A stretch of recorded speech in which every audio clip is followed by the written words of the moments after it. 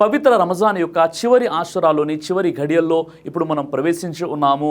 మహాప్రవక్త ముహమ్మద్ సల్లల్లాహు అలైహి వసల్లం వారు చివరి ఆశురాల్లో ఆయన యొక్క ఆరాధనలు ఎలా ఉండేవంటే ఆయిషా రదియల్లాహు అన్హా వారు తెలియజేస్తున్నారు, చివరి ఆశురాలోకి ప్రవేశించగానే ప్రవక్త ముహమ్మద్ సల్లల్లాహు అలైహి వసల్లం వారు మరింతగా నడుం బిగించి ఎక్కువగా అల్లాహ్ యొక్క ఆరాధనలో నిమగ్నమైపోయి ఉండేవారు, ఎక్కువగా తౌబా ఇస్తిగ్ఫార్ చదువుతూ ఉండేవారు. కానీ ఈరోజు మన ఉమ్మతులోని చాలామంది ముస్లింల పరిస్థితి ఎలా ఉందంటే, ముస్లిం మహిళలు ఎక్కువగా షాపింగ్ మాల్లో ఎటు చూసినా బురఖాలే మనకు కనిపిస్తున్నాయి, పురుషులేమో బజారులో కనిపిస్తున్నారు, పిల్లలు యువత కాలక్షేపం చేస్తూ వినోదంలో మునిగిపోయి ఉన్నారు. ఇది మన ఉమ్మత్ యొక్క చాలా విచారకరమైన బాధాకరమైనటువంటి పరిస్థితి.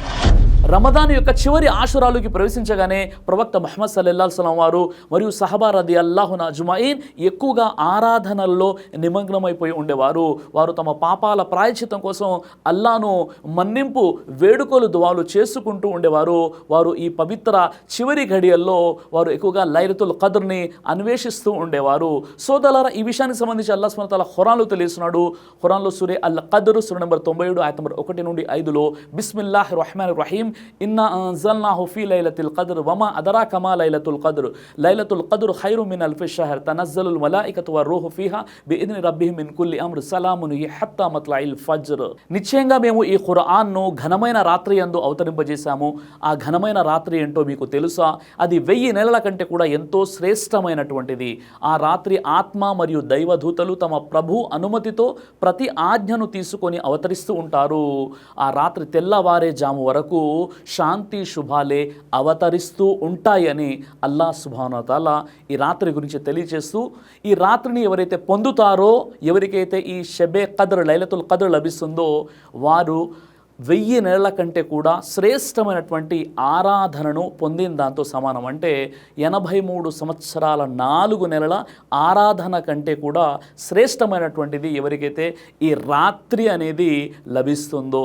అంటే ఈ ఆయ ద్వారా తెలిసింది ఏమిటంటే, ఎవరికైతే ఈ లైలతుల్ ఖద్ర్ షబే ఖద్ర్ యొక్క రాత్రి లభిస్తుందో వారు 1000 నెలల కంటే కూడా శ్రేష్టమైనటువంటి ఆరాధన పొందిన వారితో సమానం. అంటే 83 సంవత్సరాల 4 నెలల ఆరాధన కంటే కూడా శ్రేష్టమైనటువంటిది ఎవరికైతే ఈ లైలతుల్ ఖద్ర్ షబే ఖద్ర్ రాత్రి అనేది లభిస్తుందో. కాబట్టి పూర్తిగా మనం మగ్రిబ్ నమాజ్ నుండి ఫజర్ నమాజ్ చదువుకునేంత వరకు కూడా కాసేపు కూడా నిద్రపోకుండా మనం అల్లా ఆరాధనలో నిమగ్నమై ఉన్నట్లయితే ఇన్షాల్లా ఈ బేసి సంఖ్యల్లో ఏదైతే మనము జాగారం చేస్తున్నామో ఈ 5 రాత్రుల్లో ఏదో ఒక రాత్రి తప్పనిసరిగా అది లైలతుల్ ఖద్ర్ అయి ఉంటుంది. సహీ బుఖారీ హదీస్ నంబర్ 2016 హజరత్ ఆయిషా రదియల్లాహు అన్హా వారి ఉల్లేఖన ప్రకారంగా ప్రవక్త ముహమ్మద్ సల్లల్లాహు అలైహి వసల్లం వారు ఈ విధంగా తెలియజేశారు, మీరు లైలతుల్ ఖద్ర్ని రమదాన్ యొక్క చివరి 10 రోజుల్లో బేసి సంఖ్యల్లో వెతకండి అని చెప్పారు. అంటే 21, 23, 25, 27, 29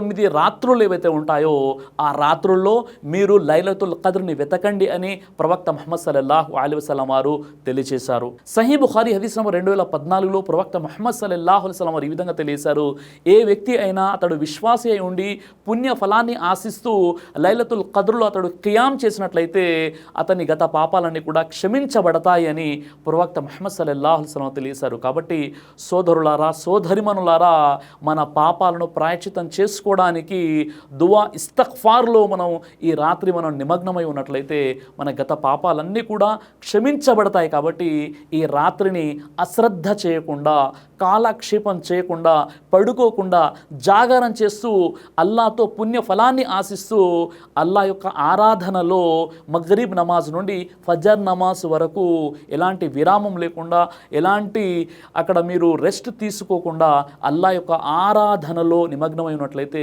తప్పనిసరిగా మనకు ఆ లైలతుల్ ఖద్ర్ అనేది లభిస్తుంది. తిర్మిజీ హదీస్ నంబర్ 3513లో మా ఆయిషా రదియల్లాహు అన్హా వారు ప్రవక్త ముహమ్మద్ సల్లల్లాహు అలైహి వసల్లం వారిని ఈ విధంగా అడిగారు, ఒకవేళ మేము లైలతుల్ ఖద్ర్ని పొందినట్లయితే మేము ఏం దువా చేయాలి అన్నప్పుడు ప్రవక్త ముహమ్మద్ సల్లల్లాహు అలైహి వసల్లం వారు ఈ విధంగా తెలియజేశారు, అల్లాహుమ్మా ఇన్నక అఫువన్ తుహిబ్బుల్ అఫ్వ ఫఅఫు అన్నీ.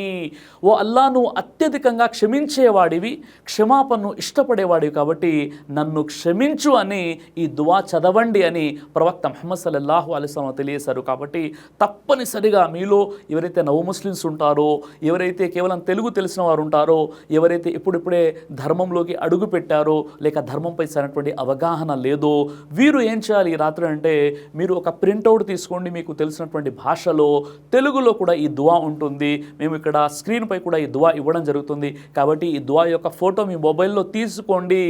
లేదా చదవడం కూడా రానట్లయితే మీరు మీ మొబైల్లో ఎవరినైనా అడిగి ఆ యొక్క ఆడియోని డౌన్లోడ్ చేసుకోండి.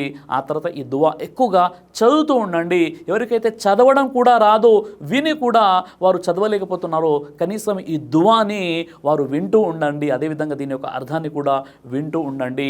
అల్లాహుమ్మా ఇన్నక అఫువున్ తుహిబ్బుల్ అఫ్వ ఫఅఫు అన్నీ.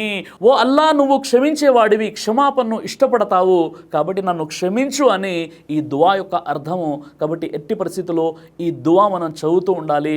అల్లాహ్ సుబ్హానహు వ తఆలా మీకు, నాకు, మనందరి కూడా లైలతుల్ ఖద్ర్ రాత్రిని పొందేటటువంటి సద్బుద్ధిని ప్రసాదించుగాక.